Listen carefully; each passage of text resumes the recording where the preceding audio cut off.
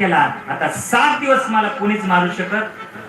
संताचा शाप होई ना तो, मी मरणारच नाही. आता 7 दिवस मी काय करू? आता विचार केला, चला या 7 दिवसामध्ये आपला उद्धार कशाने होईल हे साधन आपण करावं. मग काय केलं? आपल्या पत्नी जवळ गेले, इरावती जवळ गेले आणि आपल्या पत्नीला सांगितलं, हे बघ, आतापर्यंत मी राज्य भोगलं, आता मात्र मी राज्याचा त्याग करतो, राज्यवस्त्राचा त्याग करतो आणि तुझा देखील त्याग करतो, आपल्या मुलांचाही त्याग करतो.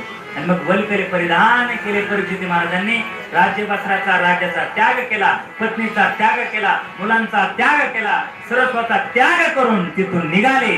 गंगेच्या पावन किनाऱ्यावरती संतांच्या सानिध्यामध्ये परीक्षित महाराज आले आणि प्रत्येक संताला विचारू लागले, 7 दिवसामध्ये जर स्वतःचा उद्धार करून घ्यायचा असेल तर त्याने काय करावं, कशाचा जप करावा, कोणाचं नाम चिंतन घ्यावं, काय करावं आणि काय करू नये, कृपा करून तुम्ही मला सांगा. पण कोणीच संत सांगत नव्हता. त्यावेळेला भगवंताने विचार केला. भगवंत म्हटले, बाल वयामध्ये हा जन्मालाही आला नव्हता, त्यावेळेला याचं रक्षण आपण केलं गर्भामध्ये असताना. मग ज्या भगवंताने गर्भामध्ये असताना परीक्षित राजाचं रक्षण केलं, मरू दिलं नाही, तो भगवंत परीक्षित राजाला असा तासा कसा मरून देईल? म्हणून शुकदेवजी महाराज त्या ठिकाणी आले आणि मग शुकदेवजी महाराजांना परीक्षित महाराजांनी पाहिलं आणि पाद्यपूजा केली. आता छान संसिद्धी योगी नाम परम गुरु, तुम्ही तर योग्यांचे परम गुरु आहात महाराज.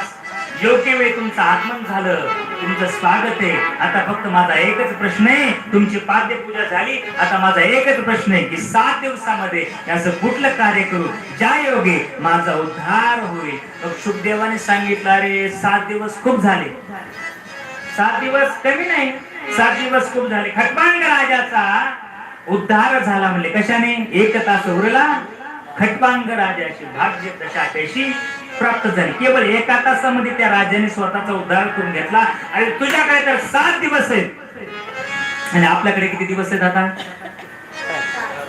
4 दिवस आहे. 4 दिवसामध्ये आपल्याला आपला उद्धार करून घ्यायचा आहे. म्हणून आजची कथा याच ठिकाणी कथेला पूर्ण विराम. एक महत्वाची सूचना आहे.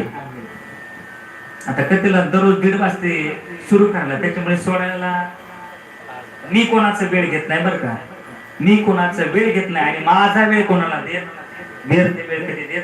पण आता 3 तासाची कथा बरोबर 1:30 ते 4:30 बरोबर आहे. आपण बरोबर आहे.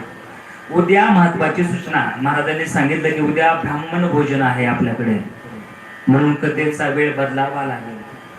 मला पहिल्या दिवशी बदलला, आता बदलायचा. ठीक आहे, आपण सर्वांना सांगू, वेळेची माहिती देऊ. म्हणून उद्या कथेची वेळ हे सकाळी 11 ते 2. लवकर उठून काम आवरून येता येईल का तुम्हाला? बोला, येता येईल ना? उद्या आपल्या कथेमध्ये आपल्याला कृष्ण जन्मोत्सव साजरा करायचा आहे. छोट्या छोट्या कथांना स्पर्श करत शेवटी, कथेच्या शेवटी कृष्ण जन्मोत्सव आपल्याला साजरा करायचा आहे. बघ, त्याकरता एक विशेष सूचना आहे. कृष्ण जन्मोत्सव साजरा करत असताना खूप मोठा उत्सव आहे महाराज. उद्या आपल्या कथेमध्ये साजरा करायचा म्हणून प्रत्येक माता माऊलीने उद्या पिवळ्या कलरचे वस्त्र परिधान करून यायचे. प्रत्येक माता माऊलीने, सर्वांनीच महाराज पिवळ्या कलरचे वस्त्र परिधान करून यायचे. सुंदर असा नंद उत्सव आपल्याला साजरा करायचा आहे. कृष्ण जन्मोत्सव आपल्याला साजरा करायचा आहे. सुंदर असा पाळणा येईल. देवकी वसुदेव महाराज सुंदर सुंदर थाट, सुंदर सुंदर ते बाळ झाकी आपल्याला पाहायला मिळणार आहे. म्हणून मोठ्या संख्येने उद्या सकाळी 11 ते 2 या वेळेमध्ये सर्व भाविकांनी भागवत कथेसाठी यायचं आहे. आजच्या कथेला याच ठिकाणी पूर्ण विराम. गोपाल कृष्ण भगवान की जय. सर्वांनी आपापल्या जागेवरती उभं राहायचे. 1-2 मिनिट भगवंताचं चिंतन. सर्वांनी हात, टाळी वाजली पाहिजे. हाताला सेवा द्या, जरा पायाला सेवा द्या, कमरेला सेवा द्या.